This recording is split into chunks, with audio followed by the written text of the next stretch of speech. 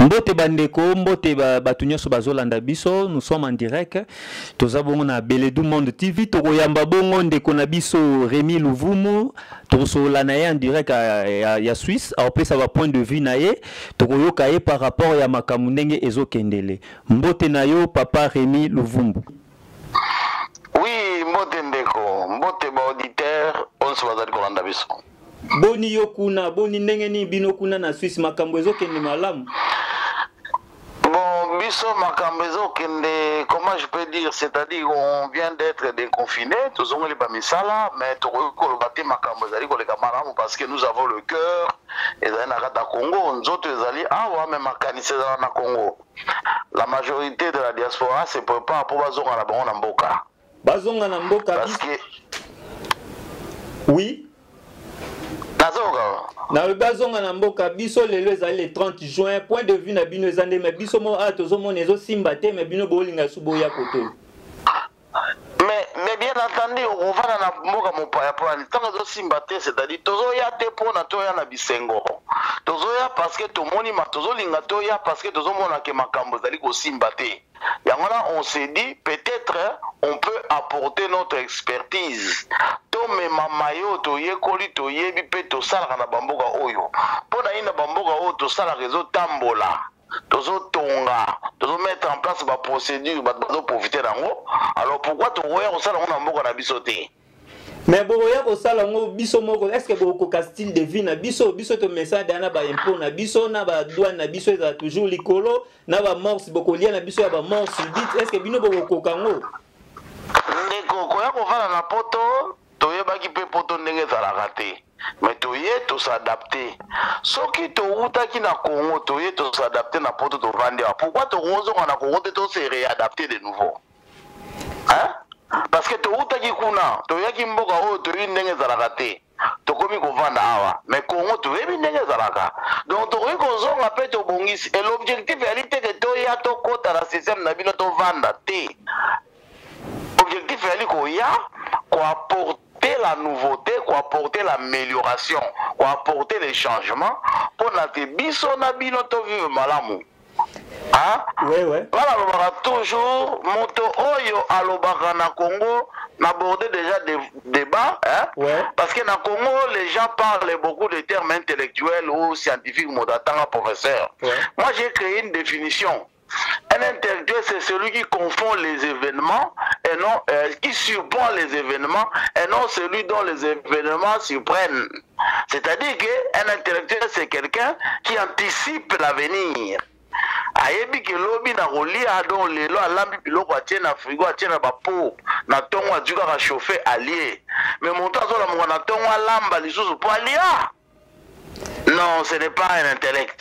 Mais makambo intellectuel. Makambo intellectualisme oyo toyebi directeur ya cabinet ya président yepa lobeli makambo intellectualisme oyo mais lelo se retrouver kaka kuna yo ozomona ngo ndengeni te ndeko directeur ya cabinet azala jamais intellectuel.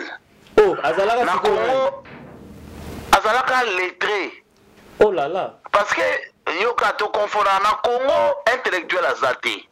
Ah est-ce que ozoyeba niveau ya Vital Kamerhe de konango po ignorer boy. Mais quand j'assume, moi c'est Rémi Louvumu, je suis en train de parler. C'est Ngamo de la lobium de l'obité. Na Congo intellectuel à Zalaraté. Na Congo bazali ba lettré. Bon, il y en a certains qui essaient de... Oh là là. Limbisan Dego. Ouais ouais.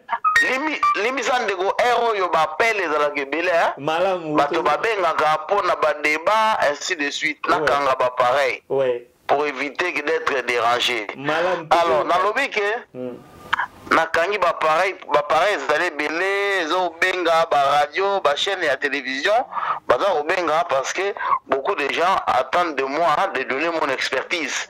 Voilà, merci nakangi na lobi ndeko. Na Congo intellectuel à la raté, professeur à la raté, scientifique à la raté, savant à la raté, moutamaïl à la raté. Pourquoi je dis cela? Pour autant, la motomaïel est là, servant ingénieur, n'a résultat. Quel résultat nous avons pour le Congo? 60 ans de l'indépendance et les catombes. Il faut voir Sony. Oui, bino siko bato maïel, bino ba intellectuel. Nini siko oboye la biso to nini to ze la pona bino. Biso biso toza bata mayele te bo juge nga na résultat bo banda kolobala nga vante ke muta mayele c'est que bino pe na intellectuel bazate te ndeko batalaka intellectuel muta mayele na résultat oya koloba vante koza muta mayele nga na muta mayele te soki na sali résultat ya mayele nde obenga muta mayele. Ok. Vous comprenez un peu donc tozali biso nyonso ndenge moko sakoshi moko savant aza te professeur aza te intellectuel aza te pesa ye mosala na fin du mois nde obengi intellectuel kobanda kobenga ye intellectuel avant te. Merci beaucoup sikoyo. Oui, arrestation ya Vital Kamerhe yo omoni procès ndenge lekelaki. Est-ce que eleki na ndenge sengelaki to ezalaki na memoko o ezalaki ya kobatama na nsima na yango? Bon, procès ya M.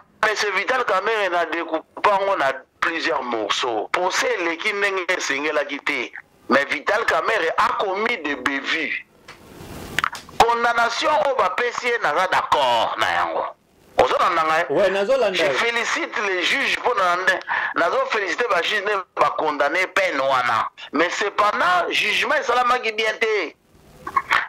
Parce qu'on a cité le nom du président de la République, le président de la République n'a pas témoigné. Mais le président de la République, balobi aza suprême, il y a les katena yaza babuzo bawanate. Non. La loi est au-dessus de tout le monde. Yes, suprême, yaza nzambe. Adam mutuloko la yonanga. Aza nzambe te. Biso en Suisse, ba président tokuta na bango na ba bus na ba ya bisa. Yaza zo bus nenga pe na zo yanga. Biso atambola na cortège de yomo na musiko bangi. Voilà. Sikoyo vision o biso tozolinga ko mema na Congo yangwana ya ko changer. Quand on dit on parle de changement, changement faut utana yo mutozolo ba changement, tu dois changer. Ezali te kolinga batu ba changer yo tika na ndengo zalaka. Donc c'est pourquoi dans le bagi na biloke on appelle, on dit le peuple d'abord, mais les personnes qui disent le peuple d'abord, ils prônent pas la démarche, il y a le peuple d'abord. Donc le peuple d'abord faut banana président de la République. Et banana comportement na ye na ezaleli na ye na misala o yaza osala. Ça c'est moment là que bongolobake le peuple d'abord. Mais ce qui est moko azali ko prôner état de droit, état de droit, mais ça pour appliquer en côté, ça c'est un discours simple pour n'avoir un discours creux. Mais nanyoso oyozo ba discours creux, mais nanyoso oya sali ozo mona ngote que ça va quand même banda ya qui déjà ngwende wana. Mais ndeko Félix Tshisekedi a sali le côté. Maintenant banda a sali le côté, ndeko bolimbisia. Kobanga noté. Ngana zo banga te, ngana zo tuna mituna, ngana za problème te, ngana zo banga te, ko yo gratuité zo mona ngote. Ndeko gravité zalité, la vérité to banga la vérité te. Soko zo ba vérité ko banga te. Na lobi gratuité et enseignement, biso ato vivre ngo déjà gratuité et enseignement. Alors ndeko qu'est-ce que ndeko eza lokola mutu lobi na mutu ke na osala 100 pas, osali 2 pas. Est-ce que osali qui a fait 2 pas oui, mais osali de l'autre côté. Dans la réalité, parce que des pas gros en Simambango ou atteindre, faut qu'on dépasser la moyenne de bon lobby qu'on salit pas. Gratuité enseignement c'est quoi? Je vais vous expliquer quelque chose. Quand on dit gratuité enseignement, mais quand on va côté la classe. Gratuité enseignement l'ingolo barre, na ba ban. Ba coûte ba paye bien. Na ba papier toilette, il y a des cols. Et ça a une gratuité enseignement. Na kokomba ba classe est la propre. Et ça a donc les frais de fonctionnement des institutions éducatives. Les frais de fonctionnement des institutions éducatives, il faut aussi financer. Or, biso na Congo ba gratuité premièrement. Baébi nombre de professeurs dans Congo, éviter. Baébi nombre d'écoles, éviter. On ne peut pas parler de la gratuité sans qu'on la check-up et la situation. L'idée est bonne, mais l'application est mauvaise. Merci. Est-ce que vous comprenez? Oui, nous comprenons. Ceux qui te moi proposition ya loi ya ndeko Minaku na sakata omoni créer ba dégâts ba population ba peuple ba bimi vraiment na nzela mais ba olo ba beaucoup plus ezaki bato ya IDPS ba sali ba dégâts ba buki ba panzinda kwa Minaku ya Jean-Marie Kasamba. Est-ce que loko wana population ndeni so bazoya ko revendiquer na violence boye? Alors ndeko na webisa yo tozo traiter les sujets mabe na kati ya likambo nyonso tu toyekola na isebaki avant Mino ozalaka na Congo tous les jours. Na ye na décembre na yebisi bino que le procès à 100 jours ezali vol. Alors que pendant na lobaki yango président de la République alobaki il a confiance à son directeur de cabinet. Il fait bien son boulot. So ngai na président na lobaki ya solo. Solo la bien ndeko. Ngai poso expliquer biso comment pourquoi na quand poto comprendre. Alors voilà, pourquoi comment quand elingo lobande ni ba mobile conséquence na cause. Pourquoi comment quand. Chaque sujet sont dans les kambutu na 3 questions. Peu importe les problèmes, il y a 3 aspects. Des personnes soit na robé na 3e personne pour nani à réconcilier bango. La politique de Makukuma Tatu à la stratégie de 3 pays. N'est pas la trinité na Marambanzambe. Et à Misa to Marambango. Tozongi Ndekoto expliquer très bien. Pourquoi, comment, quand? Pourquoi Obé Minaku a proposé cette loi? Comment il a proposé? Et quand a proposé Kiango? Il y a Obé Minaku président de l'Assemblée. Pourquoi proposer à Yangote? Pour la nini, Obé Minaku azeli kaka tango bakangi Vital Kamerhe. C'est là, ceux qui vont salir exemple, Makamutu vont comprendre. Et pourquoi Obé Minaku se permet à reproposer et le Koana? Tout ça est un problème, mais il y a un ciment. Oui, Ndeko Rémi? Ndeko Rémi? Allô? Allô, Ndeko Rémi, tozoyo karo. Oui, allô, nazo karo. Merci. On continue, hein? Continue. Il faut revenir na ba vidéo na ba audio ya monsieur Félix Tshisekedi, ya Tshisekedi le père, ya ba membre ya IDPS, ya bato baza na gouvernement. Balobaka nini na kala?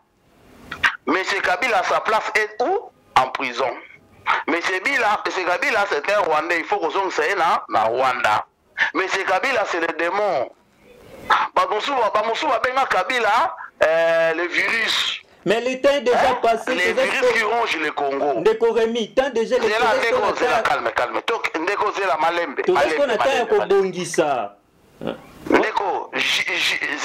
Ndeko Zela, justice et ça la rara na makambo ya passé. Justice et ça la jamais na mamba futur. Nano oyibité, moi ba kanga yo ezate, ba okanga so oyibi. Tant ba constater mo yibi no ezale passé. Est-ce que tu comprends un peu? Oui. Motika, Congo zo bongate parce que to bossa na trop. Otika kaka, boma moto, mama boma moto ezate. Ndeko Rémi. Yo yibaki. Ndeko Rémi? Oui. Tozo ki mempe na simangonga, na lobi boye. Relation ya cash na FCC toujours monde a toujours ba accrochage eza trop. Est-ce que essayer liba kata yango to solution ni ba koki ko trouver na kati wana? Tende ko soko tuninga essayer liba kata yango ba kata libi. Il faut d'abord ba yebisa batu à quoi constitue cette relation. C'est à ce moment où on ba kata yango. Yo ko ba kata yo yebi relation za ndenge nini? Oyebite. Boba okata nini? Po tozomona na kati wana tozomona na kati wana bilongia kala oyo toboyaka izo yango nde bazozonga na ngambo ya bato FCC bazo proposer biso toujours tomoni bo ba la mère même Ndeko la question se poser mabe qui a signé cet accord?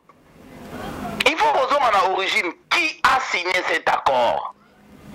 Pourquoi bato IDPS bazotambola na bozoba? Bolimi sinazoloba direct. Moi j'assume ce que je dis. Ouais. Qui a signé l'accord entre FCC et Cash?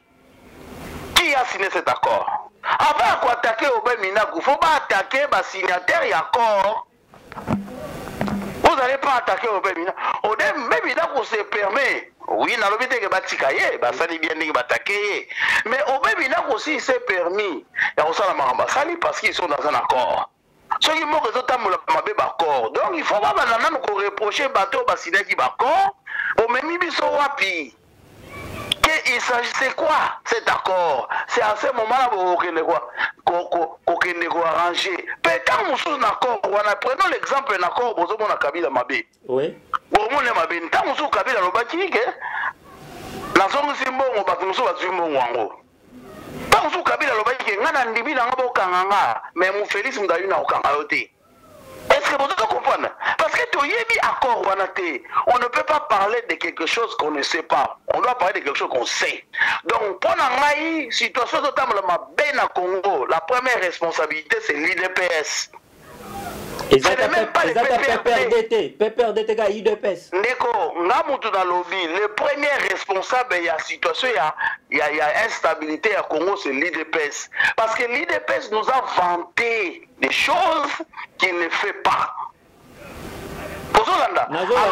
État de droit et l'ingolo baso signé accord, faut la accord. Transparence. État de droit et l'Ibeko. Accord, il faut pas conformité dans l'Ibeko.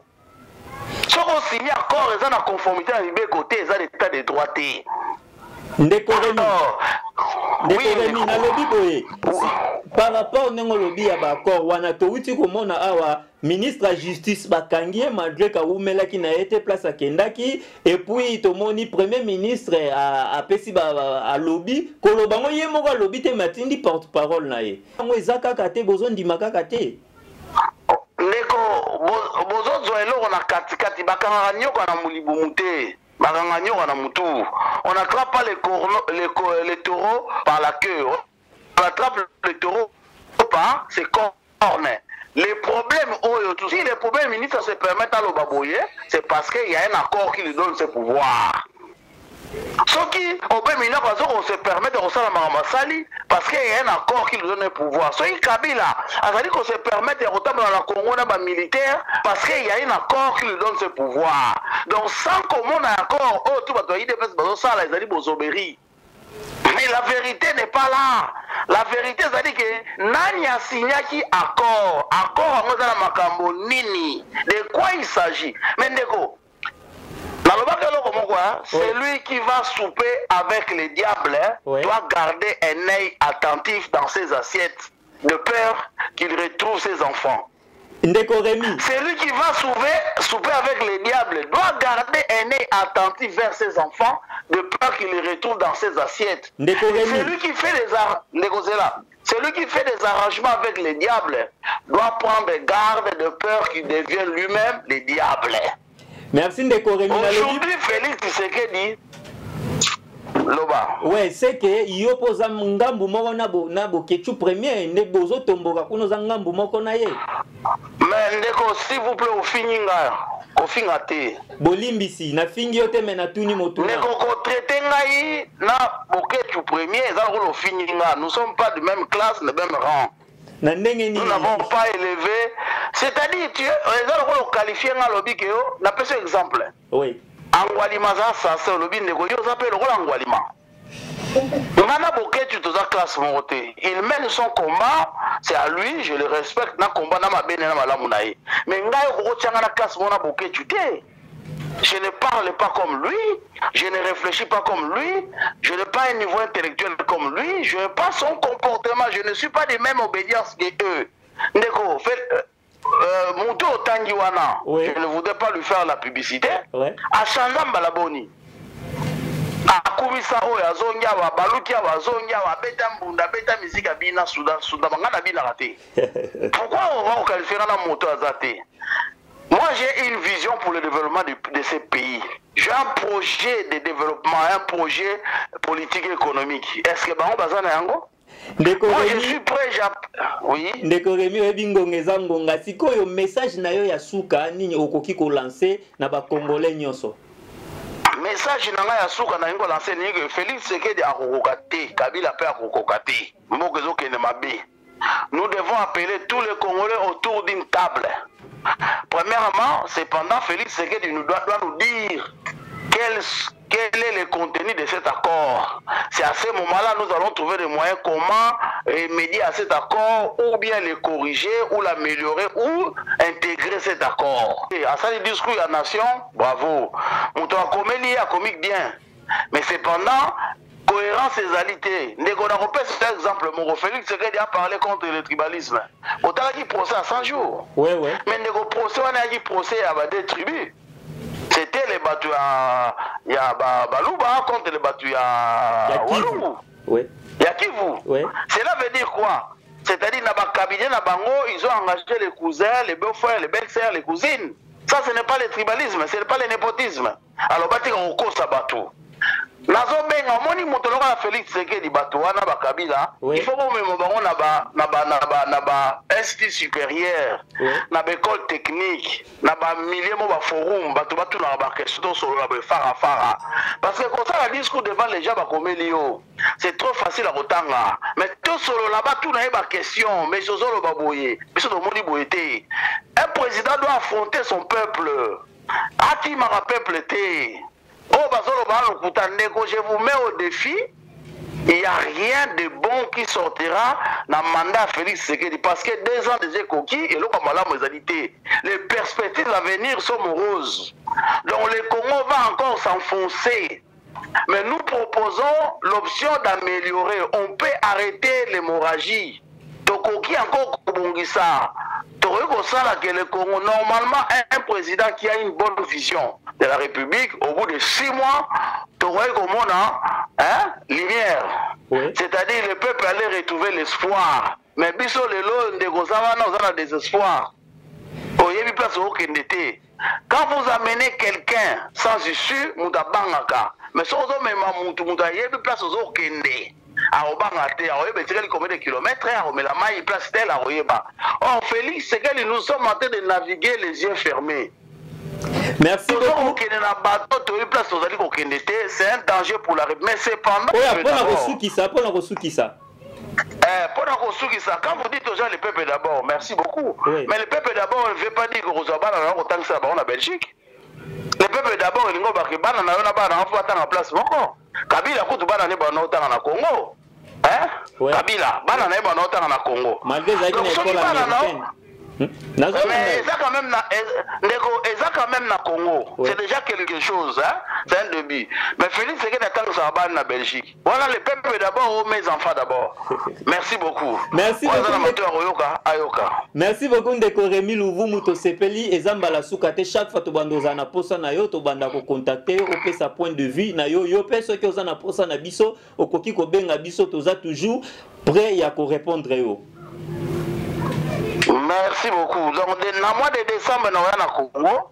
Si Dieu le veut, nous allons faire encore des émissions à live. Merci. Merci beaucoup. Merci Ndeko Rémi Luvumbu depuis Suisse. Cette pesivino nyonso mbote bana Congo bona monde entier. Tozo bundaka kapo na Congo na biso. Ito utiko sola bona bana ya Suisse. Mais na bana poto nyonso. Ozana France, Belgique, États-Unis, Ozana Canada, Ozana Italie, Turquie, partout dans le monde, okoki ko contacter biso. Okoki ko contacter biso na numéro eza affiché. Ce que lingo sur la biso à partir à audio to enregistrer message na yo, okoki ko contacter biso. Pesa point de vue na yo, pesa expertise na yo, pesa yaka na ba projet na yo ozana ngo to kolobela yango pe ekoleka en direct ya chaîne na biso Beledu Monde TV. Tozaka wana poto servir mboka na biso ekende liboso. Merci beaucoup.